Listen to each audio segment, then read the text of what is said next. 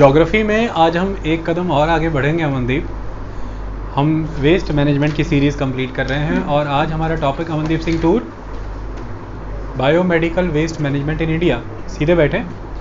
Biomedical waste management की जब हम बात करते हैं तो it is very important topic. इसमें हम जितने भी institutions related with the hospital हैं, यानी कि ट्रीटमेंट्स हैं, डायग्नोसिस हैं, डिस्पोजल हैं, इन सभी के द्वारा उत्पन्न किए जा रहे वेस्ट से डील करेंगे। सबसे पहले मैं आपको शब्द समझा दूं कि इसे बायोमेडिकल वेस्ट क्यों कहा जाता है। आइए समझें। देखिए, दो तरह के वेस्ट होते हैं, एक हॉस्पिटल वेस्ट होता है और एक बायोमेडिकल वेस्ट होता है। जब हम हॉस्पिटल वेस्ट की बात करते हैं तो यहाँ पे इम्पॉर्टेंट ये है कि किसी भी तरह का biological and non biological waste जो क्रिएट हुआ है हॉस्पिटल में, वो सारा ही हॉस्पिटल वेस्ट में कन्वर्ट हो जाता है, कवर हो जाता है। लेकिन हम जब बात करते हैं बायोमेडिकल वेस्ट की, तो बायोमेडिकल वेस्ट में वो वेस्ट आता है जो किसी डायग्नोसिस सेंटर के द्वारा, ठीक है, पहला किसी भी हॉस्पिटल के द्वारा, किसी भी क्लिनिक के द्वारा, नर्सिंग होम के द्वारा, किसी लैब के द्वारा, लेबोरेटरी के द्वारा, किसी रिसर्च सेंटर के द्वारा, किसी कैंप के द्वारा, किसी इम्यूनाइजेशन प्रोसेस के द्वारा, एटसेट्रा।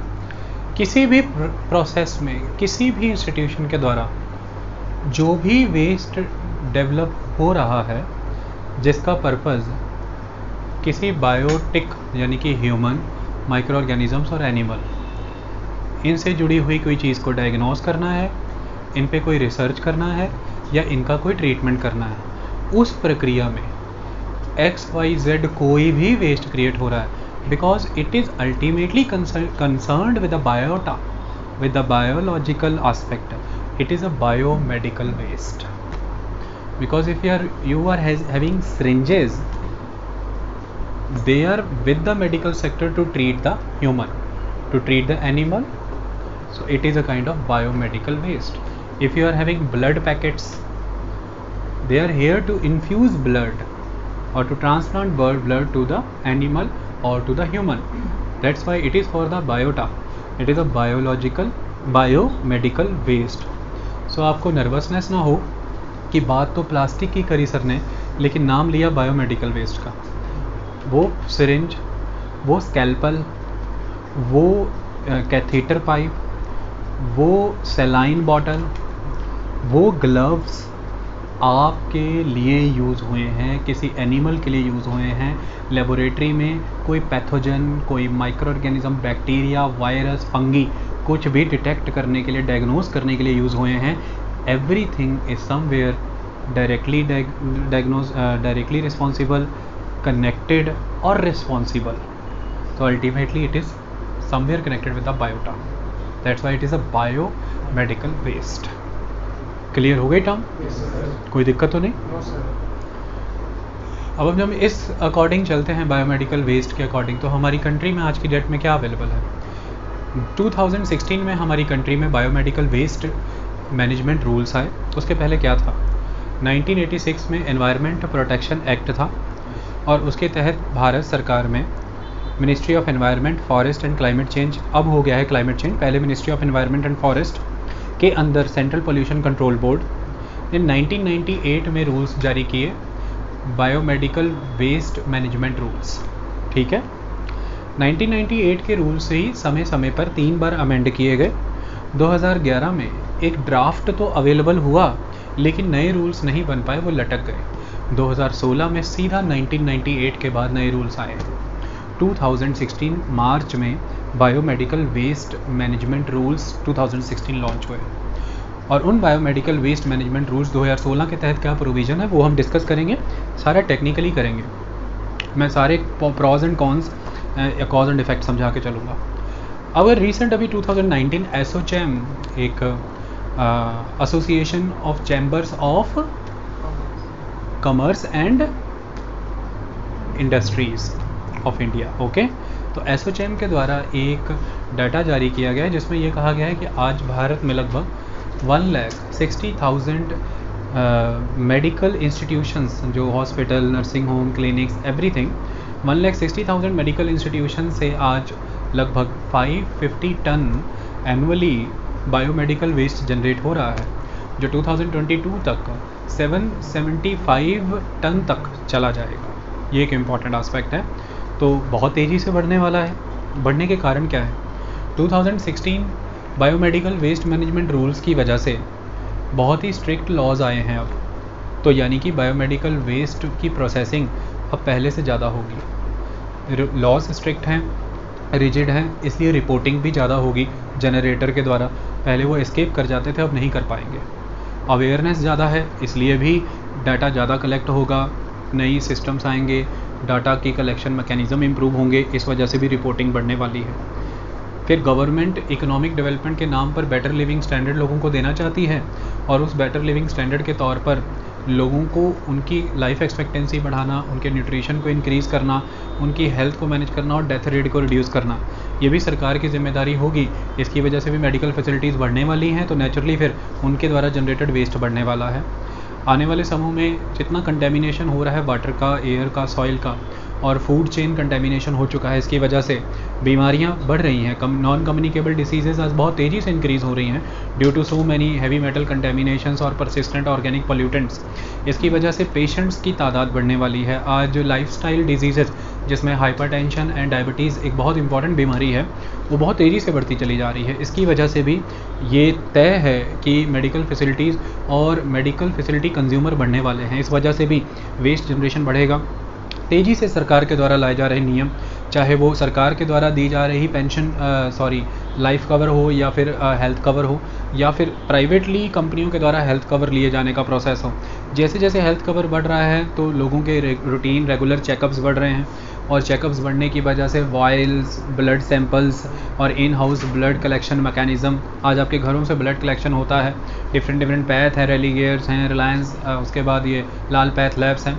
तो in house blood collection samples की वजह से, इंश्योरेंस हेल्थ कवर की वजह से, सस्ते प्लान्स आ जाने की वजह से, रॉबस्ट नेटवर्क ऑफ लेबोरेटरीज़ की वजह से आज बड़े लेवल पर बायोमेडिकल वेस्ट जनरेट होना ही तय है आने वाले समय में। और आज भी भारत वर्ल्ड लेवल पर लीड करता है उन कंट्रीज़ में जो मेडिकल टूरिज़्म को सपोर्ट करती हैं। हमारे यहाँ पे ट्रीटमेंट बहुत सस्ता है, रूल्स गवर्नमेंट के कमज़ोर हैं, और बेस्ट डॉक्टर फैसिलिटीज़ और best hospital networks and best machinery और टेक्नोलॉजी अवेलेबल है।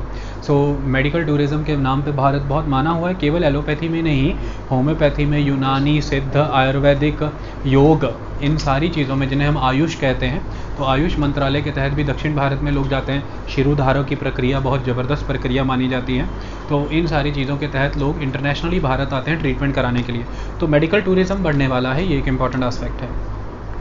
ये सारी चीज़ें बढ़ रही हैं, लेबर लॉ स्ट्रिंजेंट हो रहे हैं, फॉर्मलाइजेशन ऑफ द इकोनॉमी हो रही है, तो जो वर्कर हैं उनके मेडिकल चेकअप्स रेगुलरली अब हुआ करेंगे, उनका देखा जाएगा कि किस लेवल पर हज़ार्ड को प्रोन हो रहे हैं, कितना थ्रेट है उनकी बॉडी में। अनदर इंपॉर्टेंट एस्पेक्ट, उनके हेल्थ कवर्स यानी कि ESI कार्ड बनेंगे, जब वो फॉर्मलाइज होंगे तो वो बनेंगे, तो इसकी वजह से मेडिकल फैसिलिटी देनी पड़ेगी, तो वेस्ट बढ़ेगा। ये सारे कारण हो जाएंगे जिसकी वजह से आने वाले दिनों में we are bound to raise with the waste generation of the medical sector, that is called biomedical waste. अब ये सब हो रहा है, तो इसके तहत हमें कदम भी उठाने पड़ेंगे। आज क्या अवेलेबल है? आज की डेट में अगर हम देखें तो टोटल वेस्ट जितना जनरेट होता है शहर, उसमें से केवल 1% ही बायोमेडिकल वेस्ट बन रहा है। जितना टोटल वेस्ट जनरेशन है हमारी कंट्री में, बायोमेडिकल वेस्ट कितना? Only 1%। This 1% biomedical waste generation is the ultimate aspect, because उसके कुछ इम्पैक्ट होते हैं, वो समझाते हैं। टोटल अगर आप मुझसे पूछें कि सर ये जो अगर 2016 में जब रूल आए थे और 2016 के रूल्स की बात करें तो उस समय में 484 टन था, समझ आए? मैं जब अभी रिपोर्ट बता रहा हूँ एसोचैम की, तो 550 टन के अराउंड है। कुल मिलाकर के अगर हम बात करें कि टोटल हमारे पास 100% जो वेस्ट जनरेशन हो रहा है, इस 100% वेस्ट जनरेशन में से 85% जनरल वेस्ट होता है। सिर्फ और सिर्फ 15% जो है ये हज़ार्डस है, टॉक्सिक है। मतलब हमारे 100% में तो जस्ट 15% ही हज़ार्डस और टॉक्सिक है, फिर भी हम इतना वरी कर रहे हैं। रीज़न बीइंग कि this is ultimately hazards and toxic, because it is directly hazards, it is directly toxic. इसको वेट नहीं करनी पड़ेगी कि ये सॉइल में जा कर के, वाटर में जा कर के धीरे धीरे कंटेमिनेट करके आपको ख़राब करेगा। If you are having infected needle, if you are a kind of normal rag picker, and you are on the heap of the dump.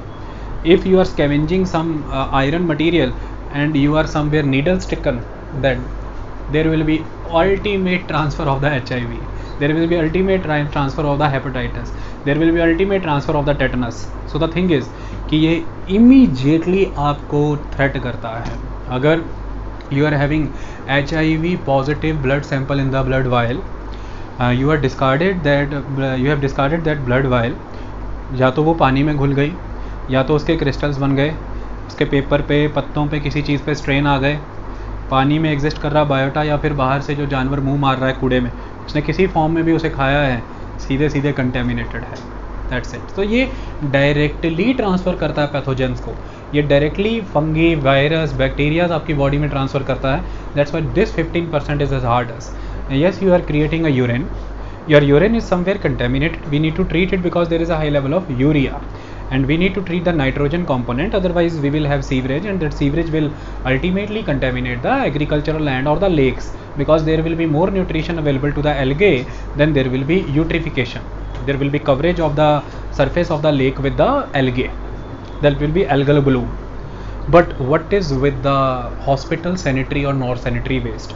Hospital से दो तरह का पानी निकलता है, उसे हम एक को कहते हैं सैनिटरी वेस्ट, एक होता है नॉन सैनिटरी वेस्ट. जो सैनिटरी वेस्ट होता है वो टॉयलेट से निकला है, किचन से निकला है, बाथिंग, क्लीनिंग, वॉशिंग से निकला है. लेकिन हॉस्पिटल के बाथरूम में जो blood samples you are collecting, उसमें अल्टीमेट इन्फेक्शंस हैं. अब वो इन्फेक्शन यूरिन अगर डायरेक्टली हॉस्पिटलों से कलेक्ट होकर के इस वे में आप डिस्कार्ड कर रहे हैं उन ड्रेन पाइप्स में, it will directly create havoc to the water bodies, it will directly contaminate the water bodies. That is one aspect. और सेकंड, जो नॉन सैनिटरी पानी आप निकाल रहे हैं वो तो कम्प्लीटली हजार्डस होता है. नॉन सैनिटरी पानी जो ट्रीटमेंट प्रोसीजर के दौरान यूज़ किया जाता है, जो लेबोरेटरीज़ के दौरान यूज़ किया जाता है, जो डायग्नोसिस के दौरान यूज़ किया जाता है, this is a non sanitary water, and this non sanitary water is a ultimate contaminated water. आप इसमें पैथोजन का लेवल इतना स्ट्रॉन्ग होता है कि आप इसे कभी भी सीधे डिस्कार्ड नहीं कर सकते. इसलिए नए रूल्स के तहत इन्हें प्री ट्रीटमेंट के मैकेनिज्म के वाया ही इन हॉस्पिटल ट्रीट करने के बाद ही हैंड ओवर करना है कलेक्शन मैकेनिज्म को. Otherwise you can not discard water like a simple water in to the drains. इसके लिए हॉस्पिटल में सेपरेट पाइप्स होती हैं, सेपरेट ड्रेनेज नेटवर्क होता है सारा. नॉन सैनिटरी वाटर वहीं से आता है और नॉन सैनिटरी वाटर फिर डिस्कार्ड भी इसी प्रोसेस के थ्रू होता है. और रेगुलर इंस्पेक्शंस होती हैं हॉस्पिटल की कि non sanitary water proper procedure इनके पास है या नहीं है. तो कुल मिलाकर के ये 15% ही बहुत भयावह है, ये सीधा नाश करने का दम रखता है. आई बात समझ में? इन चीज़ों को अब हमें समझना है और आगे बढ़ना है. चलिए अब हम देखते हैं कि हमें काम कैसे करना है. एक वर्ड आपके सामने मैं लिखता हूँ. पहला जो वर्ड है वो है HCF, और ये बहुत इजी वर्ड है. इसका मतलब है हेल्थ केयर फैसिलिटी. जब मैं HCF की बात करूँगा तो मैं I am talking about everything. I am talking about hospital, nursing home, primary health centres, everything, clinic. और दूसरा आएगा common bio medical waste treatment facility. जब हम common biomedical waste treatment facility की बात करते हैं तो इसका मतलब शॉर्ट फॉर्म में लिखिए CBWTF. तो इसका नाम बार बार आएगा, common biomedical waste treatment facility. और एक आएगा हेल्थ केयर फैसिलिटी, और एक आएगा HCW, हेल्थ केयर वर्कर. तो health care worker, health care facility, common biomedical waste treatment facility. This is very important. अब हम स्टार्ट होते हैं 2016 के रूल्स के थ्रू, तो फिर आपको ईजी हो जाएगा, आप ज़्यादा बेहतर समझ पाएंगे. देखिए 2016 वेस्ट मैनेजमेंट रूल्स को मैं एक्सप्लेन ब्यूटीफुली करता हूँ, लिखने की नीड ही नहीं रहेगी क्योंकि एक्सप्लेनेशन इतना स्ट्रॉन्ग रहेगा कि you can devise your own rules in your own language, है ना. Not your own rules, you can devise your own language. Rules will be government. बेटा अपने नियम न बना लेना, हो गए? ठीक है. कानून तो सरकार के होंगे, समझ हमारी होगी, शब्दावली हमारी होगी, तत्व सेम रहेगा. ओके. चलिए अब हम जब उन रूल्स की बात करते हैं तो उन रूल्स में क्या गेम है. सबसे पहला एस्पेक्ट ये है कि इसमें ये रखा गया है, पहले प्रोविज़न में एक्सटेंशन कर दिया. बहुत एक्सटेंशन का मतलब ये एरिया वाइज एक्सटेंड कर दिया. अब ये किन किन पर लागू है? हॉस्पिटल्स पे, क्लिनिक्स पे. पहली बात हॉस्पिटल पे लागू, क्लिनिक पे लागू, नर्सिंग होम पे लागू. जितने भी डिफेंस रिलेटेड, चाहे आप सबमरीन पे मेडिकल इंस्ट्रूमेंट है, व शिप के ऊपर डेक के ऊपर मेडिकल इंस्ट्रूमेंट है, लद्दाख में कोई स्टेशन लगा है, station medical system director general के अधीन आने वाला, और फिर मिलिट्री हॉस्पिटल, तो complete coverage of the defence. Any kind of immunisation centre, permanent और टेम्परेरी, 2 दिन के ही लगा है किसी स्कूल के अंदर। Any kind of vaccination centre, permanent और temporary. Any kind of laboratory, any kind of veterinary hospital, any kind of research centre जिसमें जानवरों के कैरकसेस, उनके ऑर्गन्स, उनकी नसें, बॉडी टिश्यू आप उनके ऊपर ट्रायल कर रहे हो, एनीथिंग। जहाँ कहीं एक भी अंग कटा, इलाज करने के लिए, जांच करने के लिए, एक्सपेरिमेंट करने के लिए, वो सब जगह हैं इसमें शामिल है, एवरीथिंग। तो it is area wise very extensive, now it is process wise also very extensive. Diagnosis से लेकर के, diagnosis, treatment, collection and disposal, सारे इसमें कवर्ड है। मतलब इन सबको कहा गया है जनरेटर्स एंड हैंडलर्स और रिसाइकलर्स। डायग्नोसिस मतलब आप पहले दिन एक डॉक्टर के पास गए हैं और उन्होंने आपको डायग्नोस करने के लिए थर्मामीटर लगा दिया है, और थर्मामीटर भी इसमें कवर्ड है, स्टेथोस्कोप लगा दिया, कवर्ड है, तो डायग्नोसिस कि ये बीमारी हुई। Now laboratories, any kind of urine test, blood test, any kind of TMT और एनीथिंग, एवरीथिंग इसमें कवर्ड है। एनी काइंड ऑफ ट्रीटमेंट जो आपने हॉस्पिटल में लिया इसमें कवर्ड है। उस सारे ट्रीटमेंट को कलेक्ट करके जो वेस्ट दिया है हैंडलर को, वो सारा वहाँ पे कवर्ड है, उसने जैसे डिस्पोजल किया है वो कवर्ड है। तो all processes from the diagnosis to the disposal सारे ही कवर कर लिए। मतलब अगर आप कोई दवा, कोई बीमारी चूहों पे, सांप पे, फ्रॉग पे, रोडेंट्स के ऊपर, फ्रॉग्स के ऊपर, एनीबडी किसी भी एक्सपेरिमेंट कर रहे हो, यू आर कवर्ड, आप इसके अंदर कवर्ड हैं।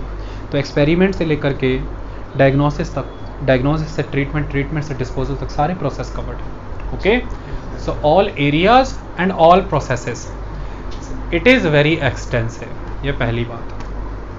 अब इतना एक्सटेंसिव हुआ है तो ही जा करके इसका कवरेज उस लेवल पे होगा, अदरवाइज़ तो फिर आप किसी ना किसी ग्राउंड पे बच सकते थे। अगर हम वेटरनरी को ना यूज़ करते, मतलब माइक्रो ऑर्गेनिज्म से लेकर के एनिमल्स और एनिमल से लेकर के ह्यूमन तक, एवरीथिंग कवर्ड। अगर हम वेटरनरी को ना लेते तो जो चूहे पर, बिल्लियों पर, डड्डुओं पर जो भी एक्सपेरिमेंट हो रहे हैं वो सारा क्या है, वेस्ट है। और वो अल्टीमेट वेस्ट किधर है, फिर आपको सब पता ही है। तो कुल मिलाकर के इस चीज़ का ध्यान रखना ज़रूरी है। ठीक है, अब आती है बात सारी की सारी कि इसका दूसरा रूल क्या है। ये कवर कर लिया, कवर करके क्या करना है, सेग्रीगेशन एट द सोर्स। इस पूरे रूल का जो बैकबोन है वो सेग्रीगेशन एट द सोर्स है। सेग्रीगेशन एट द सोर्स के लिए इस रूल में बहुत अच्छे काम किए गए हैं। सबसे अच्छा काम ये किया गया है कि 1998 के रूल्स अगर हम देखें तो 10 तरह की सेग्रीगेशन करनी पड़ती थी, 10 डिवीजन्स थी, लेकिन वो बहुत कैओटिक थी, कन्फ्यूजिंग थी, लोग समझाना स्टाफ को और उसे मैनेज करना इज़ नॉट ईजी। अब क्या किया गया है, simplified version, there are 4 divisions only. आज कितनी डिवीजन्स हैं, ओनली 4 डिवीजन्स।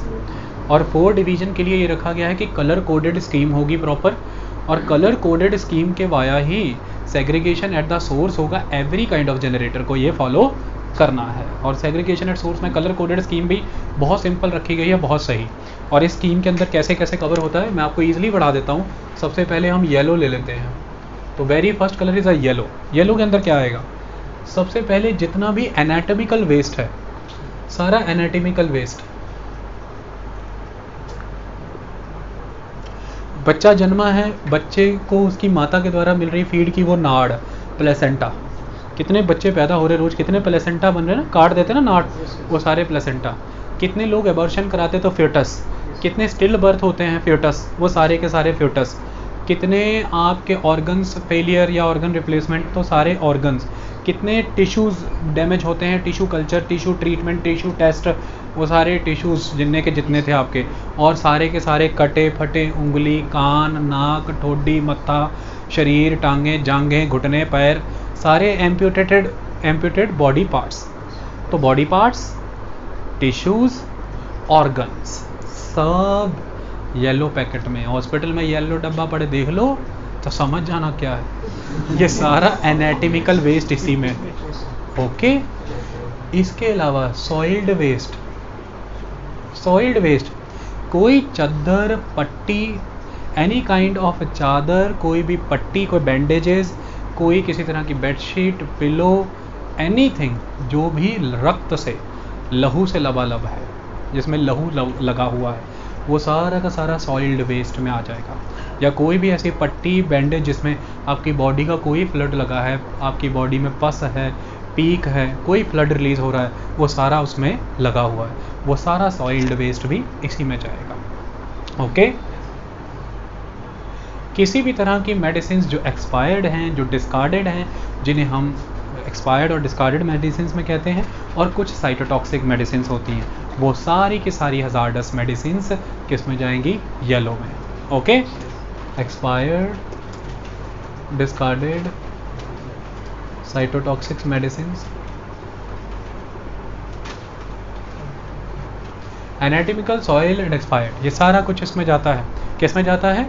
येलो में जाता है। इसके बाद आ जाता है रेड। रेड में आएगा कंटेमिनेटेड प्लास्टिक वेस्ट, कोई भी कैथेटर पाइप, कोई भी सलाइन बॉटल प्लास्टिक, कोई भी इंटरवेनस पाइप, किसी भी तरह का plastic syringe without the needle, जिसमें मेटल नहीं होना चाहिए, सारे ब्लड पैकेट्स, एनीथिंग, सारा का सारा कंटामिनेटेड प्लास्टिक किस में कट जाता है, किस में चला जाता है? ये येलो वाले में। तो येलो वाला कंटेमिनेटेड प्लास्टिक को कैप्चर करने के लिए माना गया है। Sorry, red. क्या बात है यार, मेरा ध्यान उसी में चल रहा था, एनाटॉमिकल में। ओके। वाइट, आपने देखा होगा डॉक्टर्स आते हैं और एकदम से आपके सामने टीका तोड़ देते हैं कड़ाच करके, वो कांच, ब्रोकन ग्लास पीसेस किधर चले जाते हैं? देखा आपने, कई बार देखा होगा, जिन्हें हम एम्प्यूल्स कहते हैं। और जितनी भी आपके हॉस्पिटल्स में आपके ब्लड सैंपल्स लेके जाए जाते कांच की शीशियों में, जैसे आप टेस्ट ट्यूब्स यूज़ किया करते थे ना लेबोरेटरीज़ में, वॉयल्स, तो सैंपल वॉयल्स हैं, एम्प्यूल्स हैं जिनमें इंजेक्शंस रहते हैं, ये सारे के सारे जो हैं, जिन्हें हम ब्रोकन ग्लास या अदर ग्लास मटेरियल्स कहते हैं, ये कहाँ के कहाँ जाने हैं? सारे वाइट में। White known for the glass. आई बात समझ में? और ग्लास के साथ साथ इसमें एक चीज़ और जाती है, जो भी बॉडी में मेटेलिक इम्प्लांट्स होते हैं ना, वो मेटेलिक इम्प्लांट्स भी हमें वाइट में डालने होते हैं। जैसे डेंटल इम्प्लांट्स हो गए मेटेलिक, या कोई भी और इम्प्लांट्स हो गए, वो भी हमने इसमें डालने होते हैं। अब आता है ब्लू। ब्लू में क्या करना होता है? जितनी भी सिरिंज की जो नीडल थी, जो आपके स्कैल्पल्स थे, जो हाइपोडर्मिक नीडल्स थी जो अंदर तक घुसेड़ी जाती थी, जितने भी शार्प मटेरियल्स, काटने, छींटने, टंका लगाने वाली सुइयाँ, एवरीथिंग मेटेलिक वेस्ट। क्लियर हुआ? इस तरह से हमने इसको कलर कोडेड स्कीम के तहत, और इसके अलावा एक मिलेगा काला सा, ब्लैक, उसमें क्या डालना है? General waste. जो ब्लैक पड़ा रहता है उसमें क्या होता है? General waste. काले वाले में उसमें जो भी आपका निकल रहा है सब मल वाला, उसी में घुसेड़ते हैं। ओके। अब कुल मिलाकर के इस तरह से ये 4 कलर कोडेड स्कीम के तहत हम येलो, रेड, वाइट और ब्लू के माध्यम से चलते हैं और अपना कार्यक्रम स्थापित करते हैं। सेग्रीगेशन एट द सोर्स आपको क्लियर हुआ? इसका बेनिफिट क्या हुआ हमें? इसका सबसे बड़ा बेनिफिट समझिए। आइए देखिए, very first benefit is categorisation हो गया ना। कैटेगराइजेशन अगर हो जाए तो फिर डिस्पोजल कितना इजी हो जाता है, क्योंकि कैटेगराइजेशन हो गया तो प्रोसेसिंग इज़ वेरी इजी। तो सबसे पहला रूल ये है कि colour coded categorisation is must. Then segregation, आपने पहले डिसाइड किया कि कैटेगरी क्या क्या रखनी है, प्लास्टिक, ग्लास, एनाटॉमिकल वेस्ट और अल्टीमेटली मेटल्स। तो this is ultimate beauty, metal, glass, plastic, anatomical, now you can very well treat. तो पहले कैटेगराइज कर लिया, फिर सेग्रीगेशन कर लिया, देन उसी अकॉर्डिंग फिर आपने उसे कलेक्ट कर लिया, हैंड ओवर कर दिया, उसने आगे जाके फिर वैसे ही ट्रीट कर दिया, दैट्स इट। तो ये सारा करने के लिए इस बार जो प्रावधान रखे गए हैं, कलर कोडेड स्कीम को सिंपल किया गया है, इससे इजी हो जाएगा चीज़ों को मैनेज करना। ओके, ये इस बार के रूल समझाते हैं। या बात यहीं तक नहीं रुकती है, बातें बहुत ज़बरदस्त हैं। अब आप कहेंगे कि सर ये हो गया, इसके बाद सारा कलेक्ट हो गया, कलेक्ट करने के लिए कौन आएगा, ये किसकी ड्यूटी है? मैंने बताया था कलेक्ट करने के लिए common biomedical waste treatment facility act में ये क्लॉज रखा गया है कि किसी भी इंस्टीट्यूशन, जब मैं वहाँ इंस्टीट्यूशन कहूँगा तो मैं बात मेडिकल इंस्टीट्यूशन की कर रहा हूँ, क्लिनिक होगा, हॉस्पिटल होगा, नर्सिंग होम होगा, सब कुछ होगा। इसमें कहा गया है कि कोई भी इंस्टीट्यूशन जो 75 किलोमीटर के रेडियस के अंदर common biomedical waste treatment facility fall करती है, उसे अपना ये सारा बायोमेडिकल वेस्ट उस common biomedical waste treatment facility को ही हैंड ओवर करना है। 75 किलोमीटर के अंदर अंदर उसके फॉल करती है, वो ऐसी जगह पे बना है कि उसके 75 किलोमीटर के अंदर ये फॉल नहीं करती। ओनली इन दैट कंडीशन उसको सेंट्रल पोल्यूशन कंट्रोल बोर्ड से परमिशन मिलेगी कि वो अपना independent in house waste treatment facility और हैंडलिंग फैसिलिटी लगा सके, अदरवाइज़ नहीं। Common biomedical waste treatment facility लाने का सरकार का ये नियम इसलिए बेहतर माना गया है क्योंकि ये वर्ल्ड लेवल पर बहुत अच्छे से एक्सपेरिमेंट कर लिया गया है और भारत में भी इसके फ़ायदे दिख रहे हैं। कारण ये है कि आज की डेट में हमारे हॉस्पिटल डिफरेंट स्टेटस के हैं, कुछ बड़े हैं, कुछ बहुत छोटे हैं, और ऐसे में हर हॉस्पिटल ये रूल फॉलो करे, उसके पास इतना सामर्थ्य नहीं है फाइनेंशियल कि वो अपना इन हाउस ट्रीटमेंट फैसिलिटी लगा सके।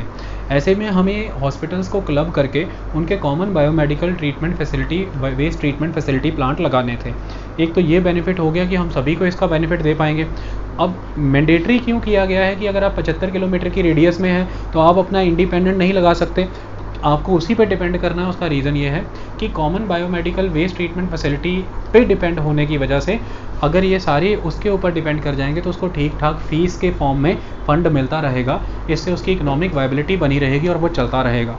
अगला इंपॉर्टेंट कारण है कि इसकी वजह से अगर सब लोग अपना अपना in house medical waste treatment facility नहीं लगा के सब उस सिंगल फैसिलिटी पे डिपेंडेंट रहेंगे, सरकार का इंस्पेक्शन का, मॉनिटरिंग और सर्वेलेंस का वर्क बहुत गुना तक रिड्यूस हो जाएगा और सरकार को सिर्फ उस एक ही जगह से इंस्पेक्शन और रिपोर्टिंग लेनी है क्योंकि सबका डाटा वहीं पर रिकॉर्ड होता रहेगा।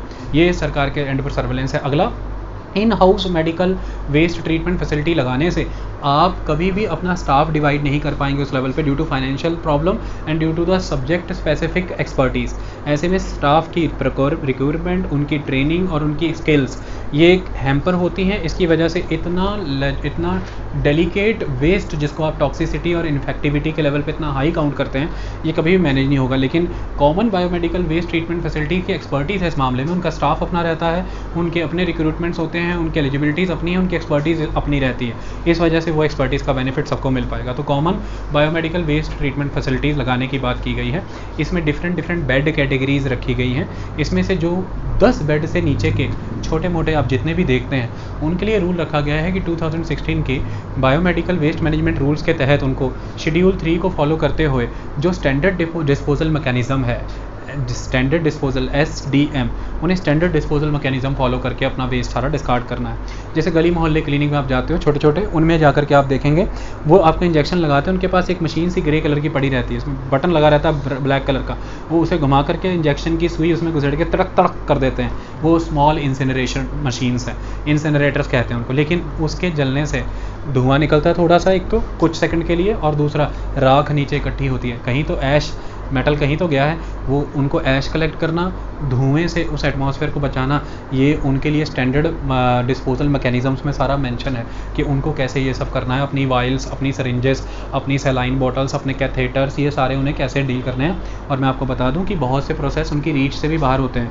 वो प्रोसेसेस नहीं आपको प्रोवाइड कर सकते क्योंकि उनको ऑथराइजेशन ही नहीं रहती है कि वो उस शेड्यूल 3 के तहत उन वेस्ट को कहीं स्टैंडर्ड डिस्पोजल मैकेनिज्म के तहत ट्रीट कर सकें। इसलिए उनको बहुत से मेडिकल एक्टिविटीज़ करनी भी बैन रहती हैं, इसलिए वो डॉक्टर आपको हॉस्पिटल रेफ़र कर देते हैं कि ये आप हॉस्पिटल से करा लो, ये हम नहीं कर सकते हैं। और यही अगर आप 2016 रूल्स को पूरी तरह से फॉलो करते हैं तो आपको फिर ऑथराइजेशन मिलता है, तभी आप एक मेडिकल इंस्टीट्यूट की तरह एग्जिस्टेंस में आ पाते हैं, अदरवाइज नहीं आ पाते। तो आप देख सकते हैं कितना beautiful common biomedical waste treatment facility का सिस्टम रखा गया है। अब इसमें कुछ हॉस्पिटल्स बहुत ही इनोवेटिव या बहुत ही न्यू फ्यूचरिस्टिक टेक्नोलॉजीज़ को इंस्टॉल करना चाहते हैं, तो इसमें एक क्लॉज रखा गया है कि उन्हें भी हैम्पर नहीं किया जा सकता। अगर वो कोई इन्वेस्टमेंट करके फ़ॉरेन से बेस्ट प्रैक्टिसेस या न्यू टेक्निक्स लाना चाहते हैं तो उन्हें सिर्फ एक प्रोसेस पे डिपेंड करा के उन्हें ये रखा गया है कि आप सेंट्रल पोल्यूशन कंट्रोल बोर्ड से इनिशियली पहले 3 मंथ की परमिशन लेंगे उस टेक्नोलॉजी के वाया जाने की। अगर वो टेक्नोलॉजी फ्रूटफुल रहेगी और प्रोसेस बढ़िया करते रहेगी, फिर आपकी परमिशन फर्दर एक्सटेंड कर दी जाएगी और फाइनली अगर वो सही रहेगा तो उस ट्रीटमेंट फैसिलिटी को वो common biomedical waste treatment facility वाला प्लांट भी अपनाने की प्रयास करेगा, जैसे बहुत से इंस्टीट्यूट्स ने अपने लेवल पर गैसिफिकेशन, पायरोलाइसिस इंड्यूस किया है। ओके जिसे हम प्लाज्मा गैसिफिकेशन कहते थे ना, तो प्लाज्मा गैसिफिकेशन का प्रोसेस इंड्यूस किया गया है, ये एक इंपॉर्टेंट एस्पेक्ट है। ओके तो कुल मिलाकर के ये हमने 75 किलोमीटर और सेकंड क्लॉज कलर कोडेड। इससे बेस्ट ये निकल करके आया कि जब आपने कैटेगराइज कर लिया है और ये कैटेगराइज है, ये येलो कलर है, ऑटोमेटिकली येलो कलर के आगे उसका डिस्पोजल मैकेनिज्म भी लिखा है कि इसे डीप बरी करना है, इसे पायरोलाइसिस करना है, कि इसे गैसिफिकेशन करना है। आप तीनों में से कोई भी प्रोसेस फॉलो कर रहे हैं। This is the beauty of the categorisation and the colour coded division कि there is ultimate kind of disposal mechanism also enumerated into the waste management rules. तो आपको उस प्रक्रिया के थ्रू जाना है, आपको पता होता है। ये सारा प्रोसेस अब तक एग्जिस्ट कर रहा था। अब अगला क्लॉज इसमें कौन सा निकल करके आता है, जितने भी मेडिकल इंस्टीट्यूशंस हैं हमारे देश में उनको ये कहा गया है कि एवरी डे आपको एक रजिस्टर लॉग शीट मेंटेन करनी है। उस लॉग शीट को एवरी डे मेंटेन करने के बाद आपको उसे मंथली रजिस्टर सिस्टम में कन्वर्ट करना है, और वो मंथली रजिस्टर सिस्टम जो आपका मेंटेन हो रहा है वो आपको एक्ट की एग्जिस्टेंस में, लॉ की,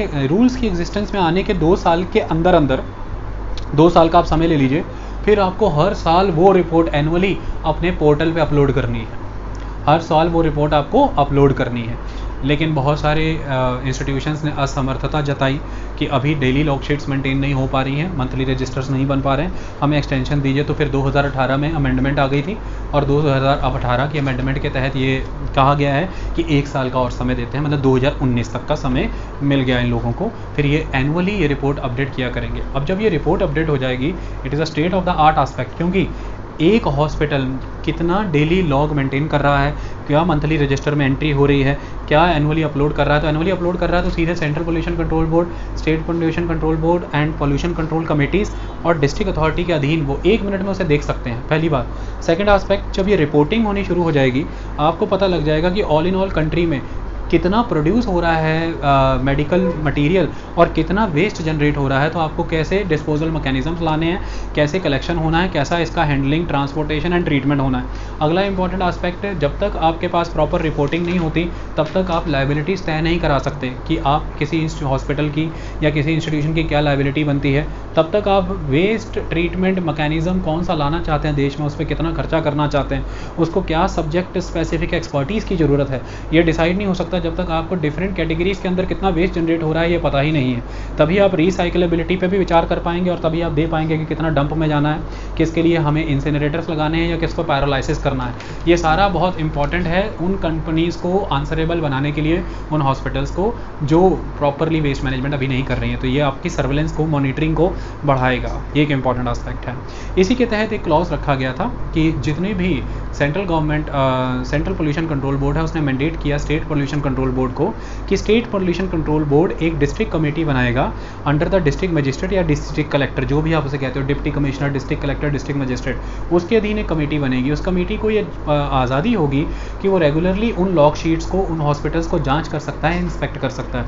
मतलब डिस्ट्रिक्ट मजिस्ट्रेट के पास आज इंस्पेक्शन की पावर है, हॉस्पिटल वेस्ट मैनेजमेंट रूल्स को फॉलो कर रहा है कि नहीं कर रहा है। इस लेवल पर डिस्ट्रिक्ट मजिस्ट्रेट्स को ये कहा गया है कि आप अपने लेवल पर अपनी रेगुलर रिपोर्ट प्रिपेयर करेंगे, और ऐसे में स्टेट पोल्यूशन कंट्रोल बोर्ड उस रिपोर्ट पर जिरहा करने के लिए हर 6 महीने में एक बार मीटिंग करेगा, और उसके मीटिंग के बाद हर साल एक बार central pollution control board meeting करेगा एवरी ईयर, और उस मीटिंग में स्टेट हेल्थ सेक्रेटरीज पार्टिसिपेट कर सकते हैं, स्टेट पोल्यूशन कंट्रोल बोर्ड के नुमाइंदे पार्टिसिपेट कर सकते हैं, और अगर सेंट्रल पोल्यूशन कंट्रोल बोर्ड चाहे तो वो डिस्ट्रिक्ट अथॉरिटीज़ को भी वहाँ पर तलब कर सकता है। इसके वाया आपने ग्रास रूट लेवल यानी कि डिस्ट्रिक्ट लेवल से स्टेट और स्टेट से सेंटर लेवल तक एक मॉनिटरिंग को पूरी तरह से स्ट्रीमलाइन कर दिया है। एवरी डे से लेकर के 1 साल तक की मॉनिटरिंग काफ़ी रॉबस्ट मॉनिटरिंग सिस्टम माना गया है। ये एक इंपॉर्टेंट कंसेप्ट इसमें रखा गया है। अगला इंपॉर्टेंट कंसेप्ट जो इसमें तैयार किया गया वो ये है कि आप इन हाउस लगाना, आपको जो ऑथराइजेशन इशू की जाएगी कि वेस्ट डिस्पोजल मैकेनिज्म की जो आपको ऑथराइजेशन लेटर है, अगर तो आपके पास 250 बेड का सिस्टम है तो जो बेड की परमिशन एलोकेट हुई है, जब ऑटोमेटिक ऑथराइजेशन परमिशन आपको वेस्ट वाली भी उसी के साथ ही मिल जा रही है, क्योंकि आपकी बेड कैपेसिटी इतनी है। तो इसकी वजह से वेस्ट ट्रीटमेंट अब आप ईजिली फॉलो कर पाएँ, इसके लिए आपकी अप्रूवल मैकेनिज्म को ऑटोमेटिक कर दिया गया है, और इस ऑटोमेटिक अप्रूवल की वजह से आपको हरासमेंट नहीं होती, यानी कि अब आपका एनरोलमेंट बहुत ही सिंपलर हो चुका है। लेकिन अगर आपकी बेड कैपेसिटी इससे कम है तो फिर आपको 1 टाइम परमिशन मिलती है, और वो 1 टाइम परमिशन के बाद फिर आपको एवरी टाइम परमिशन सेंक्शन करानी पड़ती है। ये इंपॉर्टेंट एस्पेक्ट है, ये मैकेनिज्म भी इसके तहत चल रहा है। इसमें एक नई टर्मिनोलॉजी का 2016 में यूज़ हुआ। पहले क्या होता था कि एक ऑनर है, कोई डॉक्टर है, कोई एडमिनिस्ट्रेटर है, अपनी जिम्मेदारियों से बच जाते थे। डॉक्टर ही ऑनर है, बच जा रहा है कि मैं तो डॉक्टर हूँ, I am not the owner. Director है, वो कह रहा है, वो बच जा रहा है कि I am not the managing authority. इसमें सिंपल वर्ड यूज़ किया था occupier, you are the occupier. अब तुम मैनेजर हो, डॉक्टर हो, इंजीनियर हो, एडमिनिस्ट्रेटर हो, या बाहर बैठे हुए एक गार्डन में घूम रहे आदमी हो, बस you are the occupier of that property ना, ऑफ दैट इंस्टीट्यूशन, तो you are having liability. This is your liability. आपको ये तय करना, आप किससे कराते हो हमें नहीं पता। हम तुमसे आकर के पूछेंगे कि वेस्ट डिस्पोजल हो गया है, बायोमेडिकल वेस्ट ट्रीटमेंट फैसिलिटी का पालन कर लिया गया है आपके द्वारा या नहीं कर लिया गया है। तो ये यहाँ पर ऑक्यूपायर टर्मिनोलॉजी चेंज करने का हमें फ़ायदा नज़र आ रहा है। इससे भी आपने और इंटेंस कर दी अपनी रीच। अगला इंपॉर्टेंट एस्पेक्ट ये है कि जितना भी आपने वेस्ट जनरेट किया है, अब आपने 4 कैटेगरी बना दी, आपने red, yellow, white and blue बना दिया। ये कहा गया है सबसे पहले तो जो common biomedical waste treatment facility है, उन्हें कहा गया था कि रूल एग्जिस्टेंस में आने के 2 साल के अंदर अंदर आपको अपने सारे कलेक्शन व्हीकल्स, जिनकी भी कुछ स्पेसिफिकेशन है वो भी बताऊंगा, उन पर GPS system, global positioning system लगवाना है, जिसके तहत district authority, state pollution control board, central pollution control board on the spot